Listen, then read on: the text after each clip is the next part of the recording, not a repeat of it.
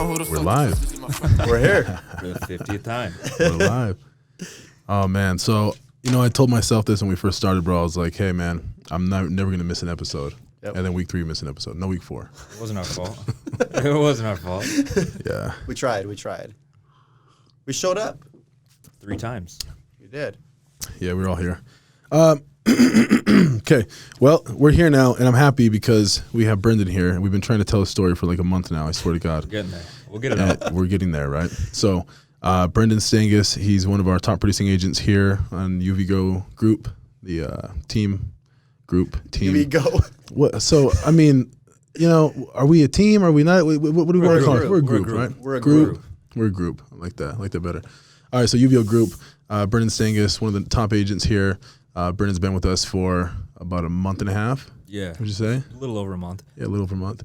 Brendan has a really badass story, and we want to share it with all you guys here at home. You know what's pretty cool is I got we've been getting messages, right, from people. We have been.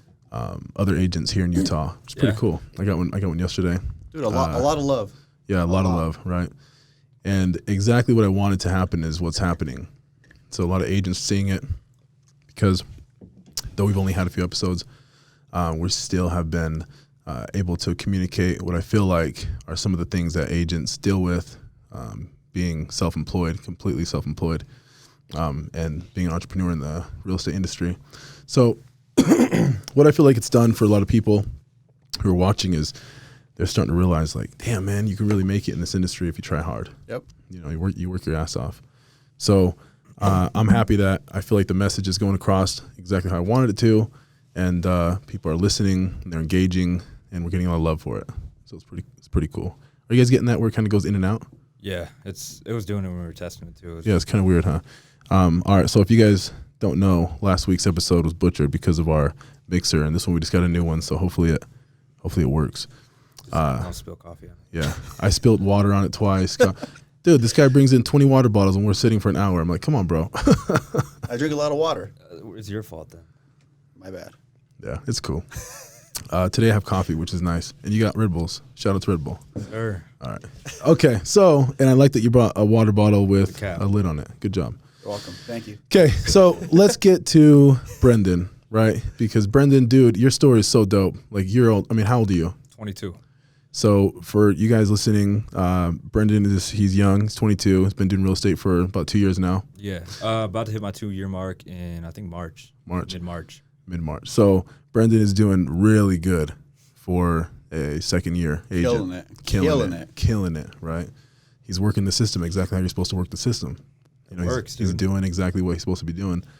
So I want you to share your story with some of the viewers and listeners so they can see, like, okay, what does it take to be one of these top producing agents, because I feel like you've tapped into exactly what it takes to be one.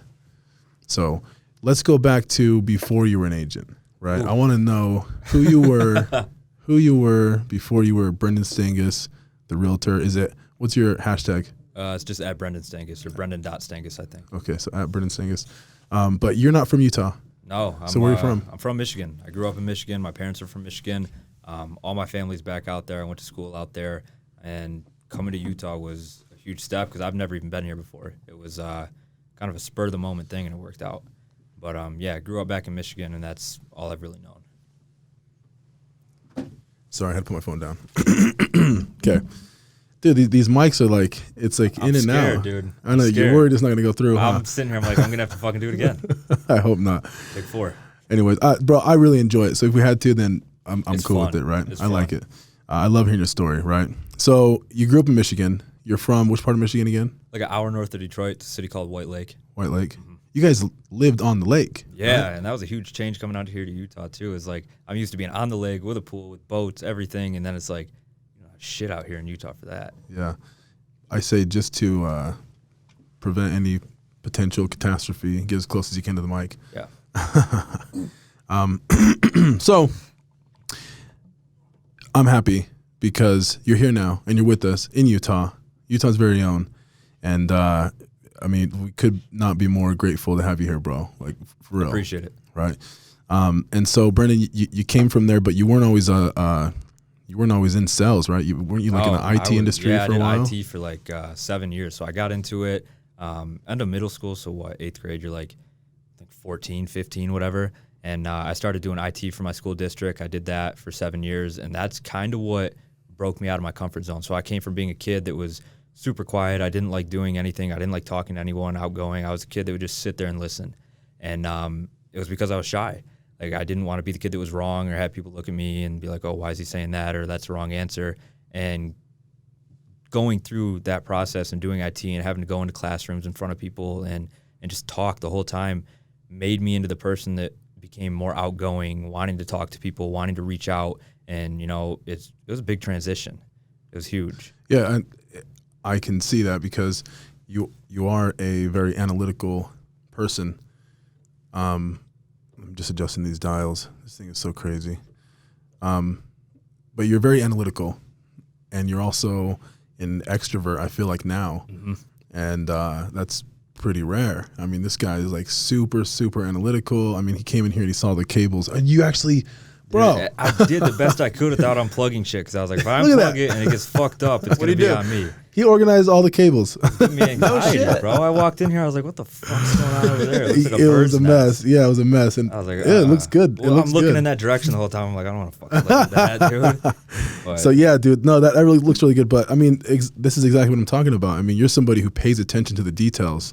You know, and I think that your clients are extremely lucky to have you as an agent because you're looking at every little thing. I mean, just so happens that one of your last clients was a real estate attorney, and you guys clicked because he was very analytical. He was, dude. We were on the same page with absolutely everything. Like, we're walking through a house and we'll see like a tiny little crack or like a nail or a screw, something popping out of the sheetrock, and we'll both put our eyes on it and we'll like look at each other, and we had that connection. Like, we're noticing stuff that nobody else is noticing, and his wife's like, what are you looking at? And I was like, we noticed that. Like, we want it fixed. So I noticed the super, super tiny stuff. Yeah. No, that's good. And that's a huge asset, you know, in real estate for you and your clients. Mm-hmm. And us as well. You know, you're here on the team representing the brand, which is really awesome. So let's go forward a little bit. So because you were in IT and then you moved forward after IT, what were you doing? After IT, graduated high school. I went to college. I was going to U of M for business management. And I was a kid that was always really good in school. So I was book smart, street smart, but I was getting good grades. I was in honors. And then going to college, same thing. And I found myself the whole time I was in college, I was showing up to the classes. I was like, I already know this shit. And granted, you get that with a lot of college students. I mean, a lot of stuff's repeat. You're doing gen ed credits. But even like my business classes, I was going to the class and like, I don't want to sound cocky, but I felt like I knew what the teacher was already going to say, or even I knew more. And I stopped going to class, and I would only show up on the days of like the tests or the exams or whatever, and I'd go in there and I'd pass them with flying colors. And it was funny because the professors they'd love me, but they'd hate me because like I was such a good example of what they wanted to produce in a student as far as grades and study habits and stuff like that. But on the flip side, I was never there. So we went back and forth a bit, and then the second semester came, and I was like, I can't do this. There's no way I can just push myself through 4 years of this. And I don't want to say I gave up on it, but I did. But it was for something, you know, better. I wasn't the type of person that's like, okay, I'm not good at something, I'm going to quit. Like, if I'm not good at it, I'm going to push through it, become the best at it, and then quit. But ended up coming home second semester, like right when it started. And the funny thing is, I didn't tell my parents. So I'm sitting in my dorm one day, and I was like, dude, I'm done. So I pack everything into my car, and one of my roommates walked in. He's like, what's going on? And I was like, I'm out. Like, I'm leaving, dude. And he started laughing at me. I was like, no, like, I already pulled my classes from admissions. Like, I'm going home. I'm done with this. I can't do it. I'm wasting money at this point. So packed my stuff, came home, and my parents are like, what are you doing home, dude? And I told them, I was like, I'm done. I'm not going to college anymore. And they were thrilled, right? Oh, yeah. We can say thrilled. Because they wanted me to go to college. They really did. And then for me to just come home after a semester, they're like, what the fuck is this kid doing? Like, he's fucking his life up. He's already given up. And they were pissed, dude. And they didn't talk to me for a minute. And after that, I picked up a job working at Huracan, which is a government contracted, scope RMR company that sends stuff out to the military. And did that for a while. And it got to the point where I was going in there and I was changing the line and how stuff was structured. And I wasn't getting the recognition or appreciation that I felt like I should have been. And it rubbed me the wrong way. And in the meantime, I had my best friend that, came to me. He's like, dude, you should get into real estate.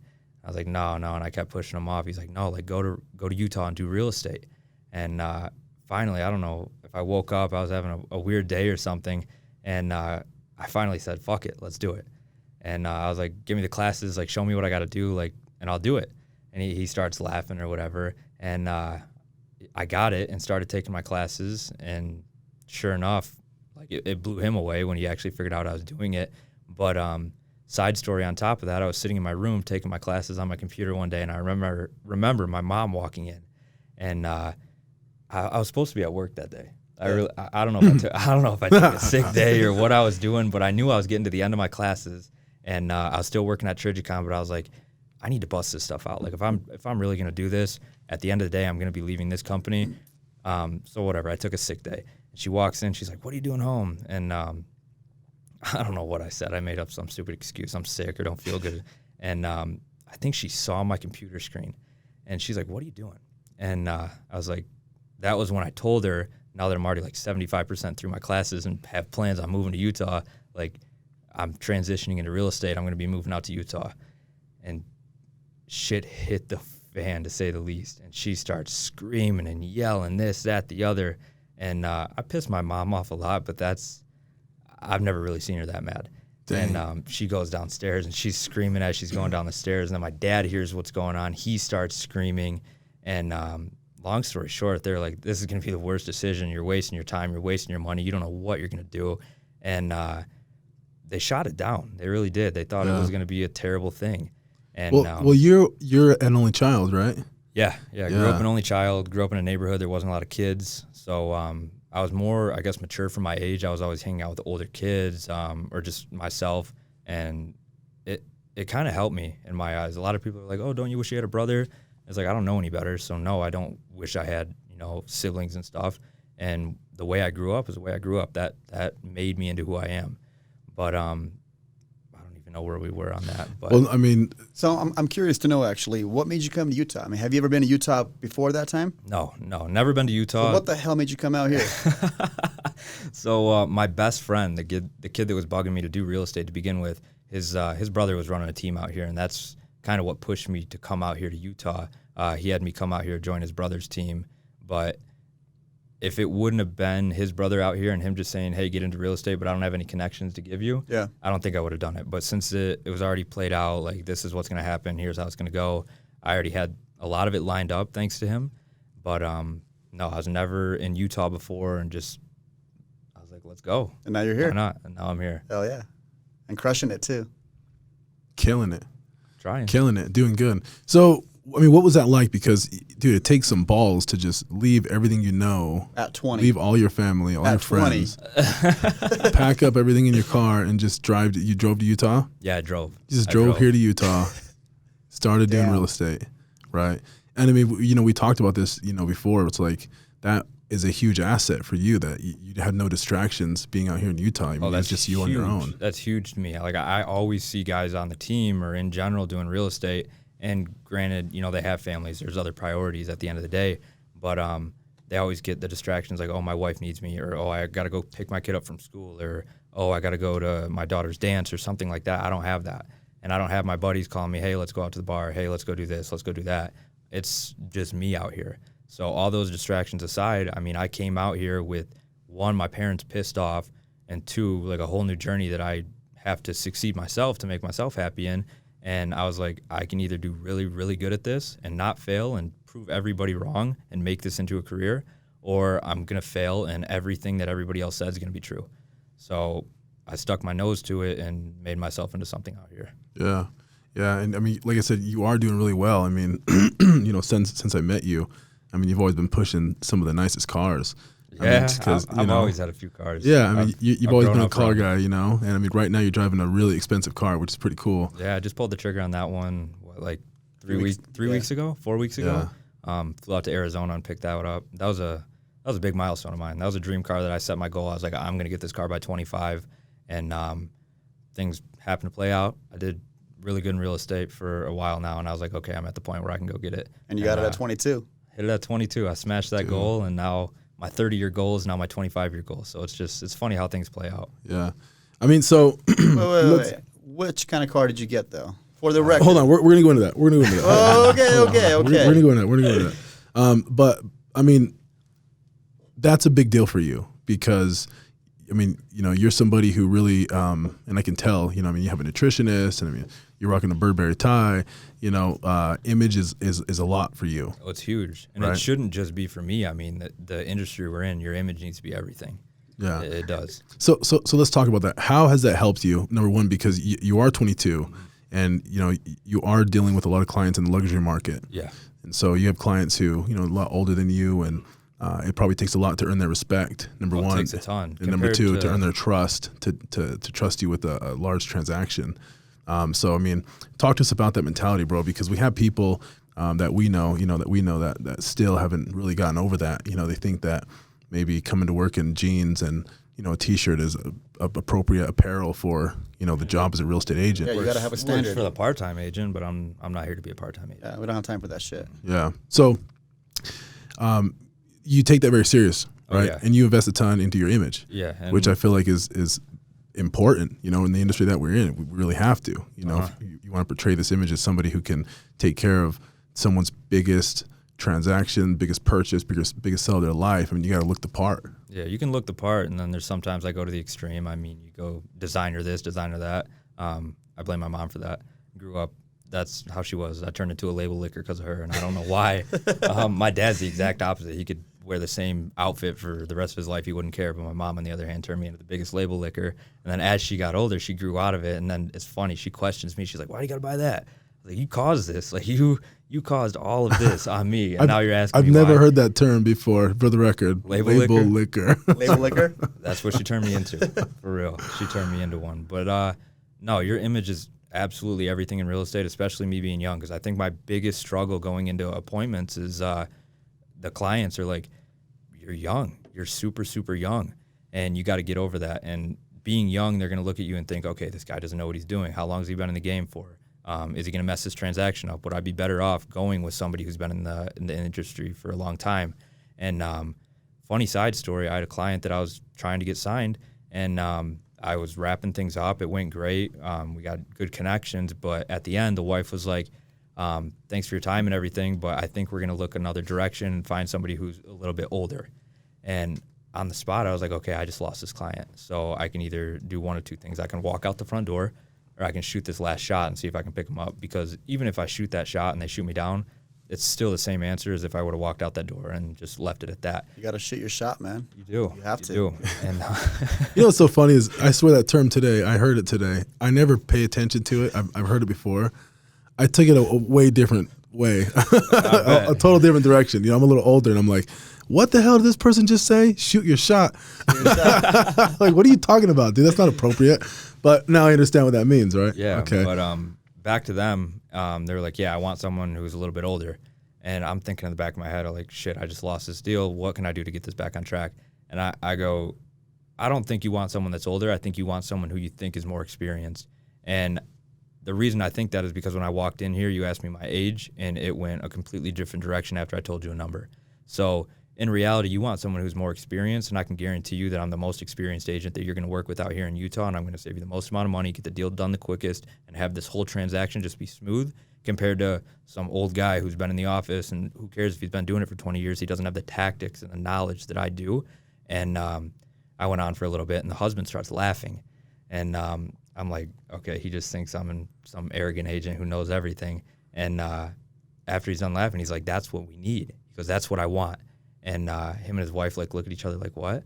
And he's like, no, like, we need him. We're working with him. And sure enough, I walked out with the signatures and everything, and we closed on him like, I think 45 days later, and they said it was the best transaction ever, and I cranked 2 referrals out of him. Wow. So it's all how you... The confidence. You know, exactly. Yep. Confidence. Confidence.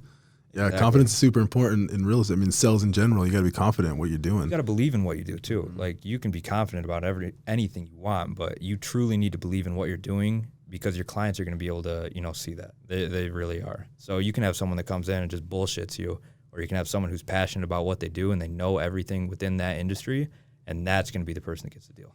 Yeah. Okay, so let's go to that, because again, we really want to shed some light on, number one, on real estate agents, but the people that are choosing to come onto the podcast, what I want to get from them is I want them to share with the viewers, share with people who are listening, how they do what they do, because, you talked about image, super important. You talked about confidence. You have to be confident. But there's a lot of agents out there who are struggling with that.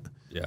And so share with us, what are some things that you feel like has helped you along the way when it comes to building your confidence, when it comes to, focusing on your image, and then getting the deals? I mean, do you feel like social media has helped you, with you sharing your lifestyle a little bit? Do you feel like that's helped you get clients? Do you feel like that's helped attract people to you? I mean, what are some things, what are some things that you do that you feel like help you become successful? I think my biggest thing, and it might sound dumb to people, you can't give a fuck what other people think or what they want you to do. Like, you're going to do your thing at the end of the day, and you're not going to let all those other people just pinning at you affect how you feel or how you act or what you do with your life. Because, I mean, at the end of the day, everyone's going to live their own life.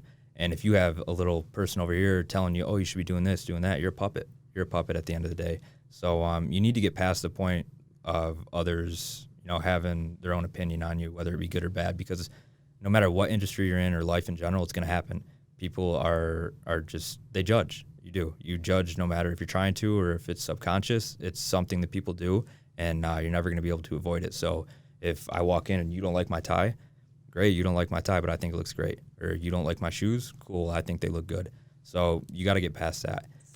For the record, I love your tie. Yeah. I love the tie, man. I'm going to be 100% honest. You guys always ask me how I tie my ties.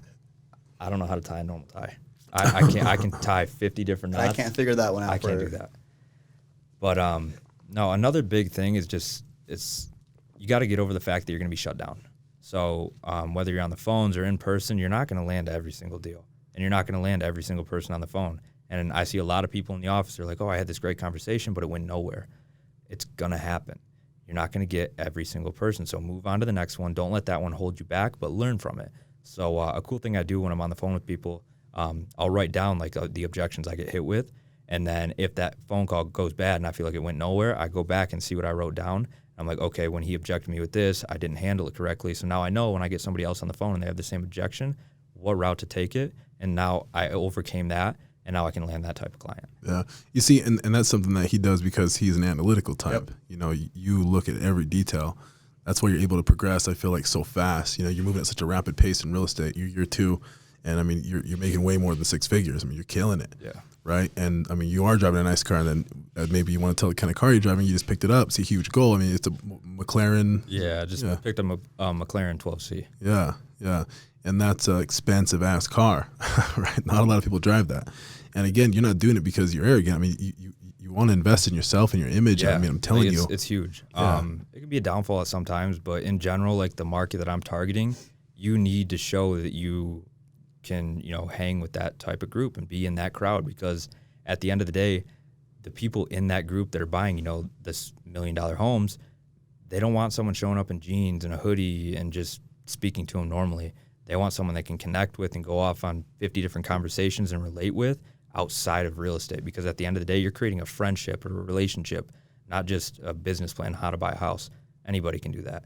But at the end of the day, that clientele wants somebody who they can relate with, and then after that transaction's closed, almost become a friend with and network with on top of that. Yeah. So, Alan, let's talk about you for a minute. Sure. What do you want to know? What do you want to know, Fernando? So, I feel like I know everything about you, right? But for the viewers, right? Alan, you've been crushing it, right? You've been crushing it, and I've known you for a really long time, and you have been way too long. You've been somebody who really hasn't, like Brendan's figured out at a young age. He's always focused. He's focusing on his image. You are now starting to enjoy your successes, and just recently you picked up. I mean, what did you pick up? Lamborghini Huracan. It's a huge goal. Childhood goal of mine. It's huge. Just picked it up. It came in 2 days ago. Yesterday, Monday. A day ago, yeah. I found it, and I flew out to New York last week. I booked a flight on Monday. Had a flight early morning Tuesday. Flew out to New York. Got an Uber to Connecticut. Looked at the car. Told him we have a deal. Had some great dinner. And flew back the following morning. He came and picked me up at the airport. This guy wants to go straight home. I was like, what do you want to go home for? I didn't even go home. He's like, take me home. I'm like, no, we're going to the office. Where the hell did we go? We're going straight to the office. Where did we go He's first? like, we got to make a pit stop. I was like, okay, where? He goes, the bank. Sure enough, the guy wired the money and got the car sent. Yeah. And then we came straight to work right after. Yep. I was like, we did your thing. Now we're doing my thing. We go straight to the office. After pulling an all-nighter as well. Dude, that's so cool. And for me especially, because I've seen you at your lowest point. Yeah. You know, and I mean, for all the viewers listening, I mean, this guy right here has been through shit. You know what I mean? I mean, you know, the first podcast we did, you shared a little bit of your story where you guys were, you know, living in a refugee camp in Bosnia. Yeah. And I mean, you came here with nothing, you know, and you built yourself up too before, well, at 30 years old. Yeah. You know, you're a millionaire. You've got, you know, really nice cars and you have a great lifestyle. But starting in real estate wasn't always like that. Oh, no. I mean, you started like everybody else did. You know, I think that your first year is probably worse than most people. Yeah, a lot of people don't know that, actually. I began real estate at 23. My first year and a half. I did 5 deals, man. 5 deals only. I was strictly on my own. No calling, nothing like that. Like no lead calling. Yeah, I did 5 deals. And then officially, and then at that point, I met my mentor, and I got into calling. And I was already used to calling because I used to buy and sell phones too. I would hop on KSL in the morning, buy a bunch of phones, get them unlocked, flip them. It's pretty much what I did every single day for like 5-6 years. Paid my whole way through college and everything. But once I figured out it was simple, then that last half of the year, I did 12 deals. The following year, 36. The next year after that, 69. It just kept going up and up and up and up and up. But yeah, like you got to put the work in. Yeah. So, Alan, you have Brendan here, who I feel like is the mini you, the mini version of Alan. Literally. Right? I don't think Alan would ever rock a Burberry tie. But You're talking to a guy that just barely got on social media, not even 2 years ago? Yeah. So you haven't been that flashy guy, you know. Mm-mm. And even now, it's not like you're being flashy. I mean, you enjoy the lifestyle you have. And I mean, number one, for me, people like me, it's very motivating. You know what I mean? Especially the ones that work with you and they know you and they've seen you struggle and they've seen you come up. And I feel like that's really beneficial for a lot of agents who maybe haven't experienced that success yet, for them to at least see that it's possible. Yeah, because that's actually the main reason why I began doing that, why I began actually sharing a little bit more about my lifestyle and accomplishments. Because prior to that, I would never, year over year, my first, roughly 5 years in real estate, I would never post anything about, hey, this quarter I made $100,000 or whatever it might be. I didn't want to come off like that douchebag guy, like, oh, look at me, I make money. Look, I made $500,000 this year. I didn't want to be that guy. So I kept extremely low key, until eventually, maybe a year and a half ago, maybe 2 years ago roughly, I barely got on social media because I wanted to inspire and motivate other people that, hey, you can do it too at the end of the day. Like, shit, I did it. If I can do it, you can do it too. If I can come from nothing, be in a refugee camp for a year and a half, and then at the age of 6, we come here and watch my parents struggle, working 2, 3, 4 jobs nonstop. I didn't want that when it came down to it. And that pushed me and that motivated me to work even harder. Yeah. That was a really emotional day yesterday, when you had the car delivered. And again, it's more than just the car, man. That's a huge goal. You had your parents here and I missed the first half, but when I came back, I love that energy. You know what I mean? It's so motivating and inspirational. If you know Alan, if you're from the outside looking in, it's easy to judge and be like, oh, this douchebag showing off his car. But in reality, dude, you worked your fucking ass off for that. It wasn't handed to you, And it really is the American dream, to come here and just build a foundation and, set yourself up for the rest of your life. And you found that in real estate. Yep. I found it in real estate. I feel like, like I mentioned in the first podcast, I feel like real estate literally saved my life. And I'm extremely passionate about it. I love what I do. I love helping people. And man, like I can go on and on and on and on. Yeah. So Brendan, you see Alan, right? And you guys are really close. You guys are very like-minded, actually. Is this something you think, Alan, is something you'll be able to accomplish? What he's accomplished before 25? 100%. I told him by 25. I'm like, by 25, you'll be a multi-millionaire. I'm hoping that too. Good. I want him to. We ran into each other at a gas station back before, like 3 months ago, I left right? my other brokerage, which is another story we could get into. But yeah, we ran into each other at the gas station. We had good connections before that because we actually both came from the same brokerage. Yep. So we knew each other a little bit before, but we were having a conversation, whatever, and he goes, "You're going to be a multimillionaire before the age of 25," and that was something that stuck with me for a while, and it's just every single day I'm getting closer and closer. By the way, actually, I want to add on to that. Alan does that, by the way. If any of you agents out there are struggling and you want some motivation, give Alan a call. I'm being serious. Always there. And you are always here. And so this isn't a joke. If you guys feel like you need some help, give Alan a call. He's always willing to mentor and help out. Sure, give me a call. 801-664-9028. I pick up my phone all the time. Yeah. But going back to what you just mentioned too right now. Too much. You answer your phone too much. Way too much. Yeah, unless I call him, he's like, "Oh, fuck this." By the way, that day, I was actually driving to the office, and I noticed your car at the Maverick? Yeah, yeah. Yeah, the Maverick. And I drove by, and I'm like, that fucking guy. So I literally go up at the light, and something told me, flip a U-turn and go say what's up. I'm not sure if I told you that. I literally went up at the light, flipped the U-turn, came back, pulled over, parked right next to you, walked in to see you and say hi. And yeah, we had a good chat. And like a 45-minute conversation at the gas station. Literally. Yeah. And I had an appointment to go to. Yeah. That's how Alan recruited me, by the way. I was literally in my lab. I had a supplement company, and I was in the lab working, and he's in there, and I'm like my white coat and my gloves, and he's like in the clean room, and he shouldn't have been in there, but he's in there. We're talking, and we spoke for like 4 hours until like 2 a.m. Remember that? Yeah, I do. Yeah, and I'm like, you know what? He's right. I'm gonna get into real estate. And it's been 2 years, and dude, it's been the best 2 years of my life. Knowing what I knew back then, taking all my experience from business and bringing it over here, I feel like it's been a great asset for the team and for our brand. And I mean, it's just, the company's doing really well. Oh yeah. We're in our first year. We actually don't even hit our first year until January.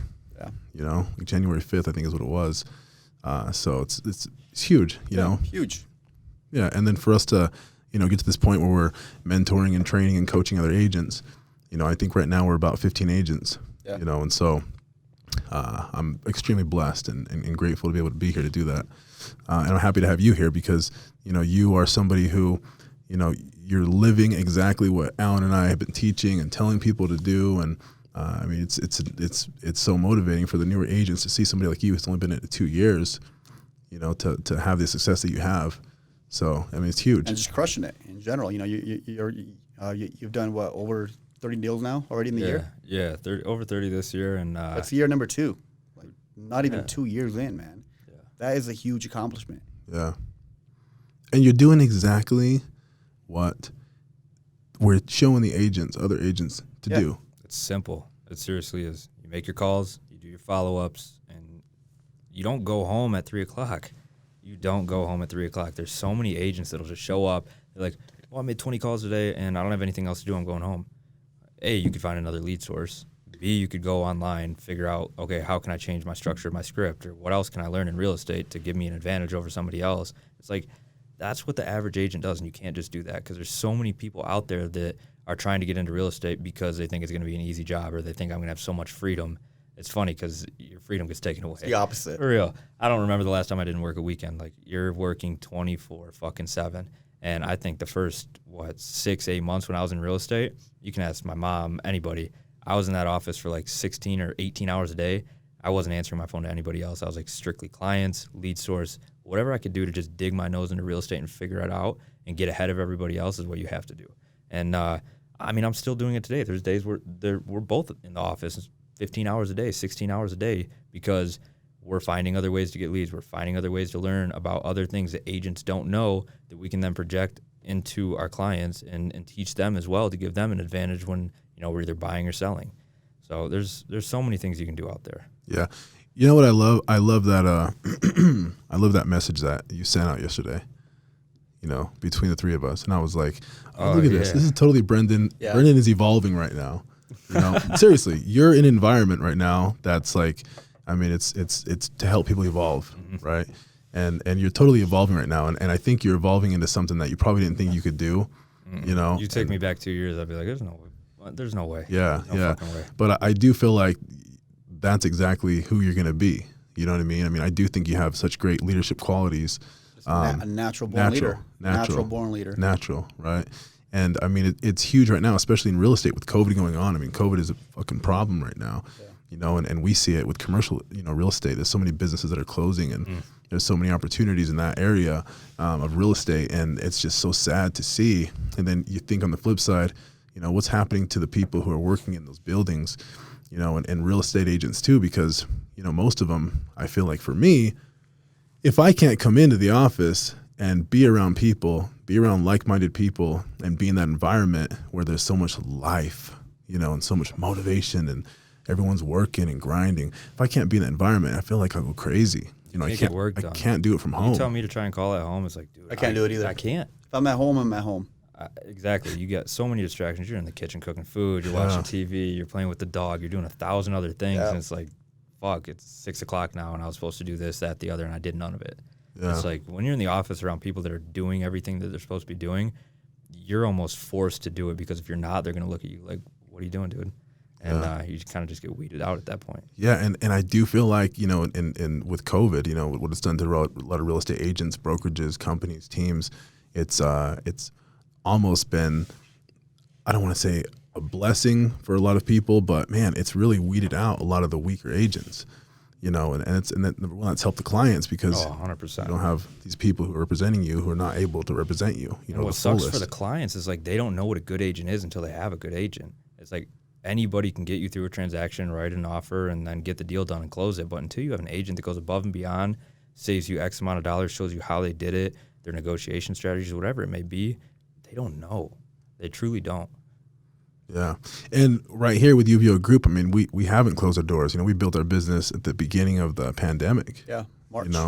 And it's something we wholeheartedly believe in, is that the environment that you're in is so conducive to your success. You have to be here in the environment. And I know that's hard for a lot of people because of what's going on. But, in here, I mean, I love the office, number one. Number two, they're so clean over here that if somebody coughs, I swear they bring in like the whole hazmat crew.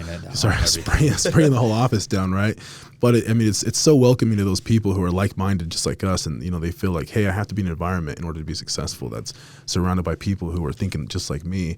And we've created that here, and with you being here, I mean, that's really helped out a lot, because you're somebody who's didn't really give into that fear, and you're not home sitting on your ass watching TV, and you probably could, because you made enough money, you probably take a year off. You know what I mean? I mean, you probably could, but you're not. And I mean, that's huge for the other agents to see that somebody in your position is still here grinding it out every single day, and this is a huge motivational factor. And then, like I said, that's exactly why I love this industry, and I love our team and our group, because we're welcoming those people who feel that way. And again, this is, number one, the podcast is for multiple things. Okay, for me, inspiring agents. Okay, inspiring entrepreneurs. Right, and there's also some selfish reasons. We would love to grow the business. Right, and recruiting is one of them. And I feel like showing people, number one, the environment that they're in, especially over here, we welcome that. If you guys are out there struggling, you feel like you don't have, a support system or a team that's there with you every day, I mean, we're here. Yeah. Your environment plays give us a call. Yeah, we have everything you need. Everything you need and more. Yeah, it does play a huge role. Oh my gosh, it's huge. That's the whole reason I ended up here. I came from a spot where my environment became something I was trying to get away from. And it was, okay, when I first started, you don't really know what to expect, especially if you're a new agent. You just hop on board with what anybody says, and you're going to go with it because it sounds good. But the longer you stay there and the more you start to read people and figure out, okay, what's their true purpose? What are they doing this for? You figure out you're driven by your environment a ton. And I went from producing like crazy. I think my first month in real estate, I did 6 or 7 deals under contract like that. And it got to the point where my environment changed, and I noticed a change in me. My deals weren't going through, or I wasn't getting people under contract, or I didn't even want to go into the office because I didn't like who I was surrounded by.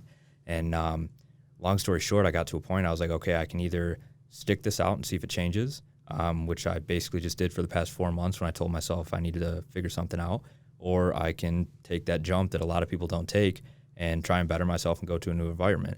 And in the back of my head, I was like, okay, I've already put up with an environment I don't like. What's the worst that happens? I join another environment, I figure out it doesn't work, and I leave again.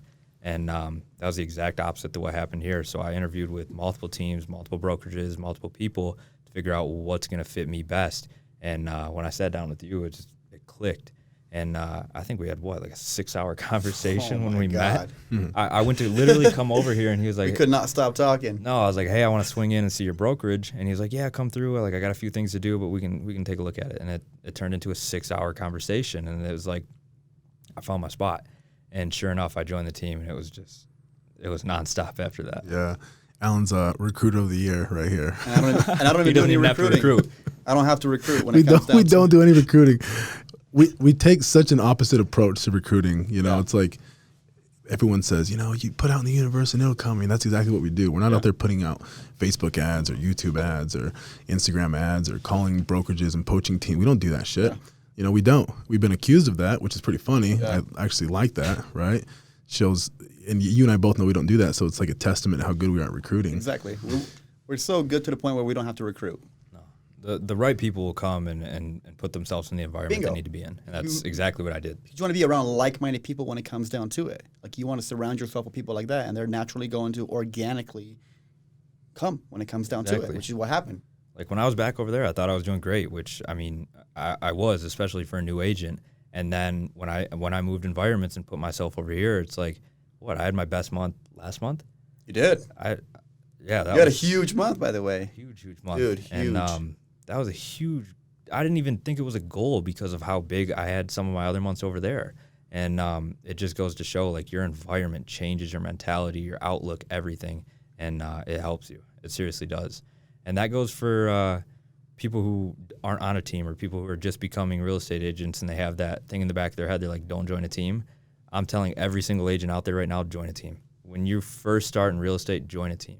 There's no reason you shouldn't. Get the ego out of the way. Get your head, just join a team, because you guys don't take into consideration, okay, if I'm solo, where's my lead source coming from? I'm going to have to do a website. You're going to have to do 50 other things. Now your overhead's $10,000, $20,000 a month. You don't have income because you just started, when in reality you join a team, you get a split negotiated with, you know, the team leads, and they cover all that for you, and you get to learn in that environment. You get to be around the like-minded people that drive you to be better, and it's just so many things are done for you when you join a team and just leave your ego aside, and it helps you become a better agent at the end of the day.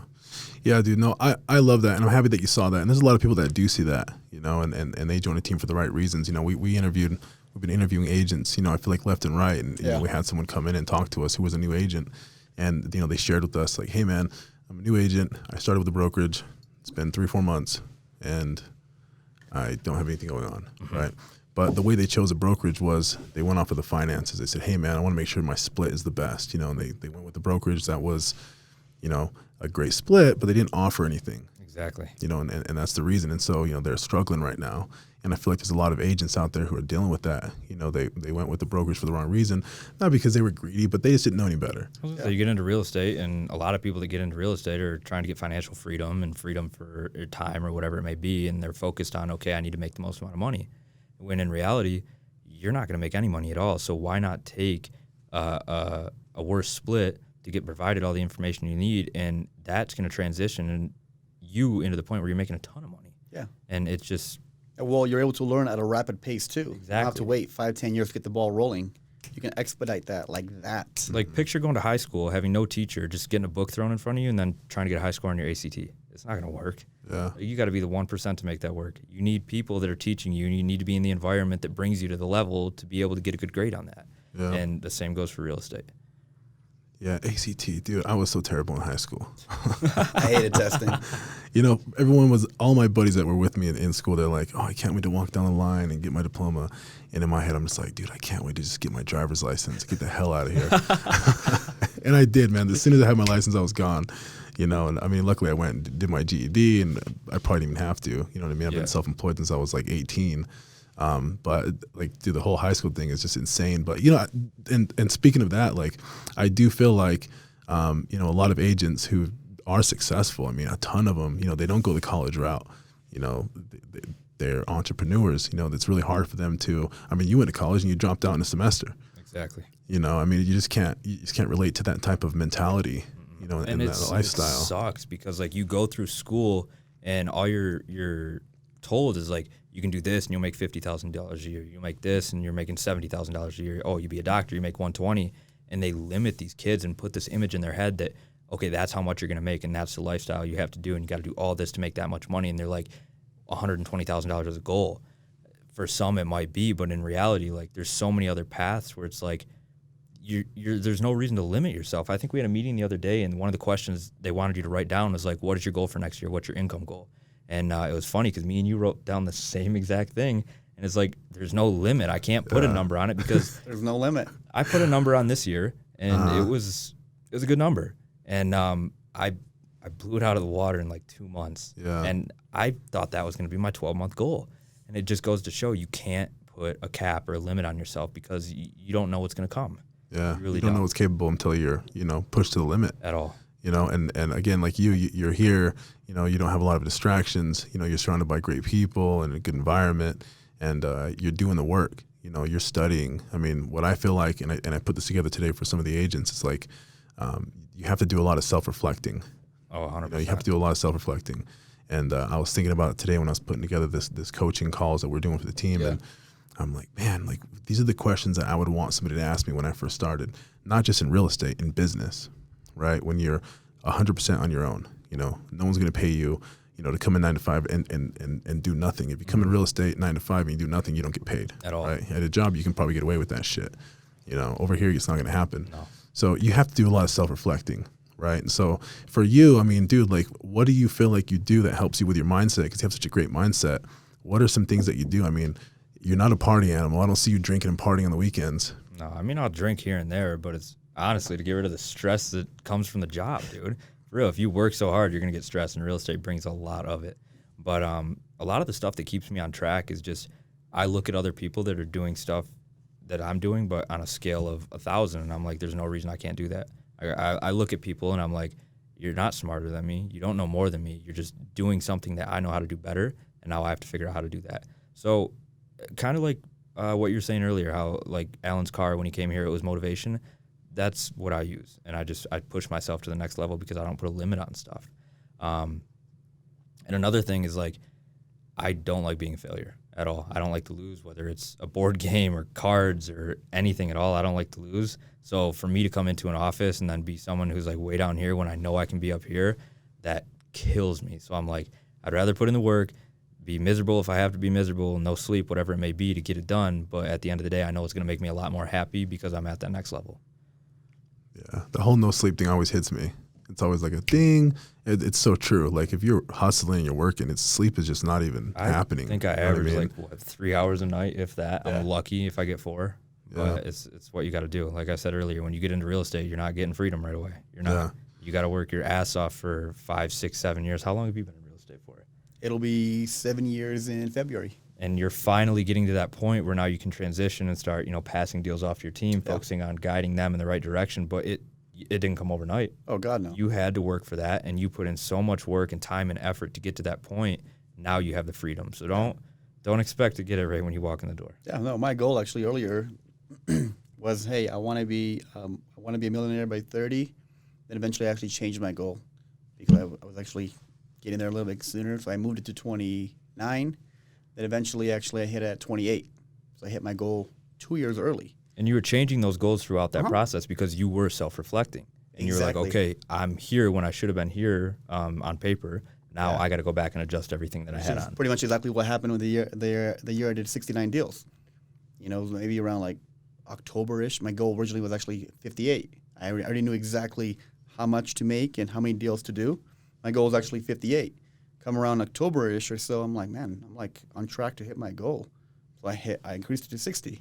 A month later, I was getting more and more deals. Then I moved it to 65. And towards the end of the year, I moved it to 70. And then I closed the year off at 69. But what I like about that is you didn't limit yourself after you saw you were coming up on your goal and saying, okay, here's 50, I'm done, I can chill. Time to relax. Exactly. And that's what I did with the amount of money that I wanted to make this year. I blew it out of the water. Yeah. And I was like, okay, now it's time to do it again. Like I'm going for more. I'm not just going to chill. And you have to do that. You have to do that if you want to get to that next level. You have to. You know what's funny is I saw, and we know Mike Burns, right? Yeah. Mike Burns is a real estate investor in here. We got to get him on the podcast. The dude's cool. Oh, yeah. Right? Huge shout out to Mike. Yeah, Mike. So I saw Mike, one of his stories, and he was watching this show that I saw when I was way younger. And it was like The Men Who Built America. Have you guys seen that? No. It's about like Vanderbilt, I have actually. It's Carnegie. Yeah. It's a pretty good series. It's Entrepreneur, right? Okay. And so I think it was on the History Channel before. Now it's on Prime, right? Shout out to whoever the hell made that, because that show is so motivational. Dude, that was a good one. It is. And so he was watching that, and I'm like, oh, dude, I remember that. So I turned it back on, and I've been watching it at night, a little bit, and I'm like, this show is so fucking cool. Like, it really just pumps you up. You know what I mean? And when I sat and watched it, because I don't really watch a lot of TV, when I sat and watched it, I'm like, you know what? This is the kind of stuff that I like to watch that pumps me up and motivates me. You know what I mean? Like you said, you have your stuff that you do that helps you get focused and, focus on, what's important for you in your life and your goals and stuff like that. And in that show, these guys who are the titans of industry, they literally hit a goal, and it was never financial. It was just proving to themselves that they could do it. And when they hit it, it wasn't enough. They were just like, you get addicted. Yeah, you just keep going and going and going. Like, how big can I do this? It's a drug on a whole nother level. You want to keep growing at the end of the day. Like, it's all about growth, man. Yeah, super cool, man. Turn that back on. If you haven't seen it, bro, I'll send it to you. Watch it. Yeah, it is super. It's pretty much Think and Grow Rich. That's on video. Yeah, on video. But they have entrepreneurs in there. Another good one too, by the way. And I apologize to cut you off. I actually watched it 2 days ago. Actually, they have a movie. The book, The Secret. Have you read it? No. The Secret. Yeah, I've got it. Yeah. They actually have a movie about that as well. I actually watched the movie about 2 days ago as well. The Law of Attraction.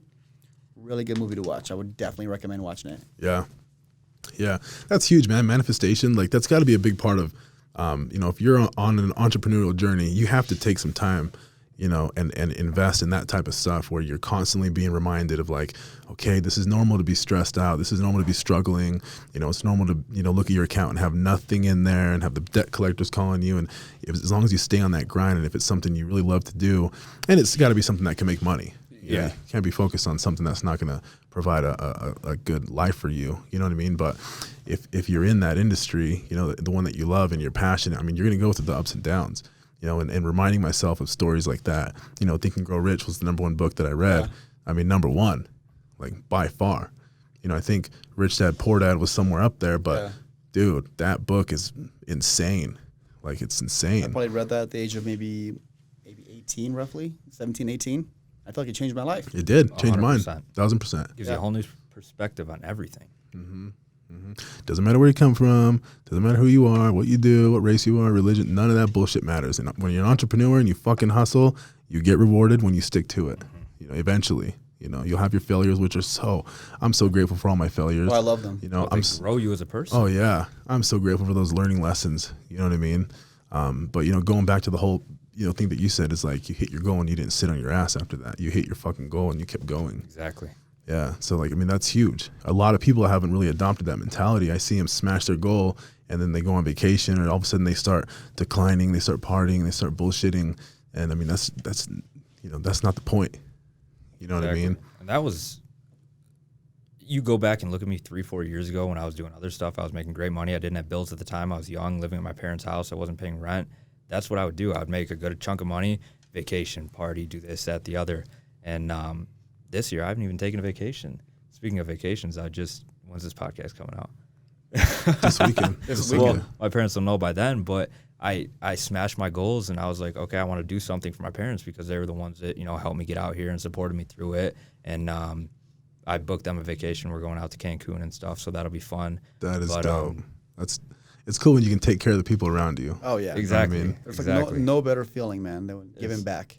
They're going to hate it at first. They hate when I do stuff for them. But I was like, dude, they do so much for me. I got to do something. You have right? to, man. Yeah, so they'll be bitching at first, but it'll be fun. That's cool. But it's cool because you get to that level where you can start doing stuff like that, and it's just so enjoyable to me. It is. Like, I'm one of those people, don't get me wrong, I like to spend money on myself, but when I can spend it on other people, you get a whole nother feeling. You really do. It's fun. Yeah, I like that. I know. I can tell that about you.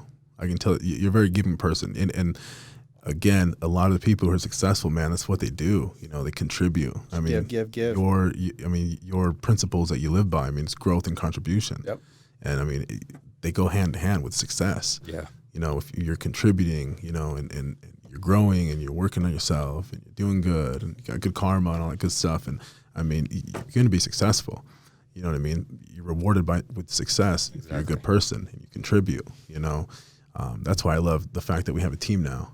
You know, we're able to pass that on to other people who are, you know, struggling a little bit in life or struggling a little bit in, you know, work. Mm-hmm. You know, a lot of for me, you know, with a team, and I haven't been in real estate for too long, but I have had businesses with a lot of employees, and I had a team, you know, before, and I noticed that, you know, yeah, you might be helping financially, but if you're contributing to mindset, if you're helping them deal with their personal problems, you know, if you have those qualities as a leader, it goes so much farther. It goes so much farther.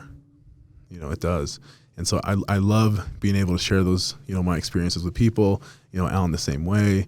I mean, it's easy for an agent that he recruits to come on board and look at him like, man, this guy's always been so successful. And really you haven't. Like, dude, you were working at Starbucks back in the day. Yeah. Yeah, I remember that, man. Like Starbucks and then a waiter, and it didn't happen overnight. Part of me wishes I would have done something like that just to get a feel for it, because I don't know what that's like. Well, hey, it's never too late.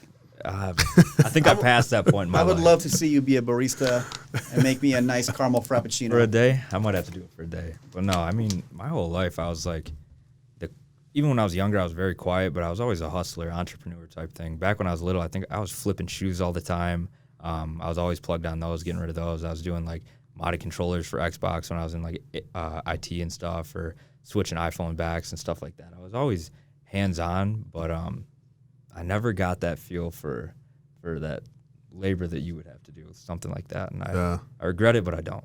Well, in the meantime, to clarify too, like I always maintained a job, but in the meantime, just selling phones. On the side. Selling phones. Yeah, you were always hustling, bro. Always, you know, at an early age. But I was maintaining a job as well. I wanted to make sure I had a job. There you go. And you went to school. And you graduated college. I did, actually, and going back to that. The only one in the room. He wanted to be a cop. Can you believe that shit? Well, actually, this guy's a cop. No, actually, going back to it, I was actually in the high honor roll all the time too. 4.0 was like, it was too easy. I would come there. I'm like, fuck. I'm like, all right. You know, Alan probably would have been a damn good cop, though. Now that I think about it, bro, honestly, you're such a nice guy. Yeah, you're so likable. Guy I'd want to get pulled over by. I wouldn't give anybody a ticket. Yeah, he would probably lose his job. Could never give somebody a ticket. They give him a sob story. I came from another country. I'm an immigrant. Okay, you're done. Oh my God, so did I. Get out of here.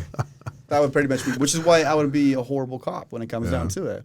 But yeah, no, I went to college and I got my bachelor degree in criminal justice and psychology. Graduated at 22. But the main reason why I did that too, I was literally in school, in class, with a backpack full of phones.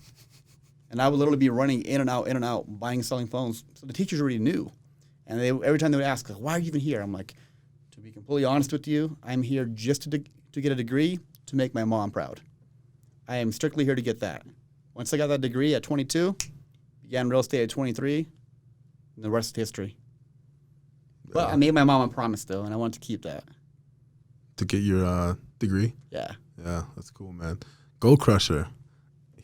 Doing goals that he didn't even want to do. Crushing goals he didn't even want to do. Still ended up doing them. Did it anyway. Yeah. No, and then that's I gave good, her my bro. degree and said, here you go, for you. I don't need it. I'm out. I'm going to be self-employed now. I'm out of here. There you go. There you go. But, dude, you know, your story is dope because you're 22 and you were in college at 22. Graduated at 22, yeah.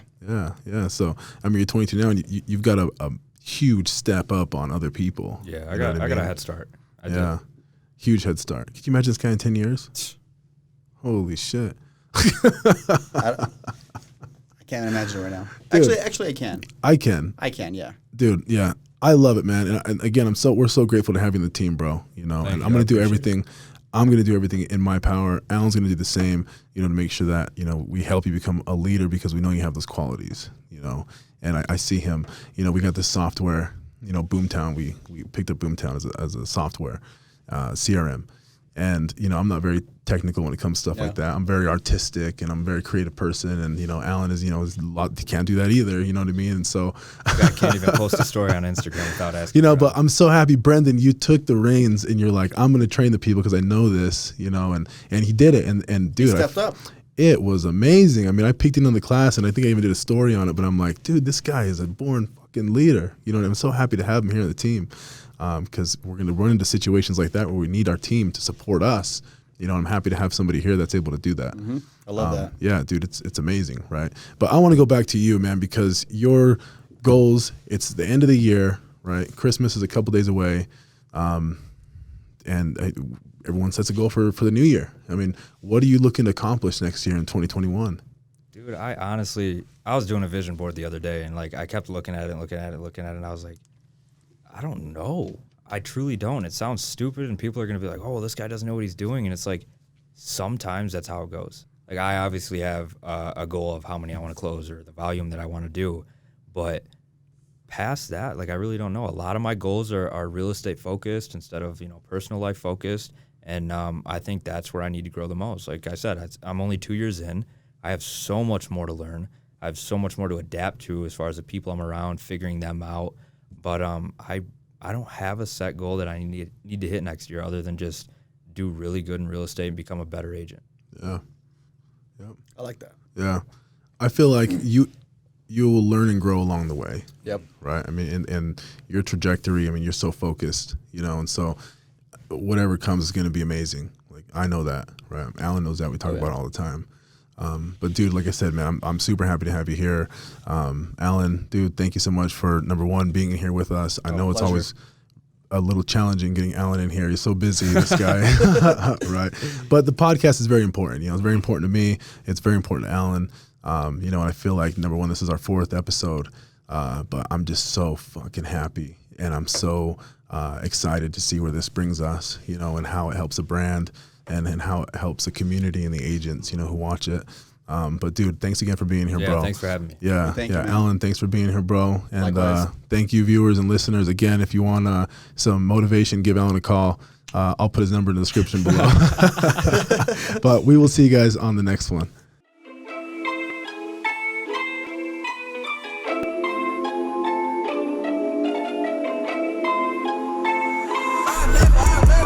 Honestly, I don't know who the fuck to trust. Is he my friend or my foe?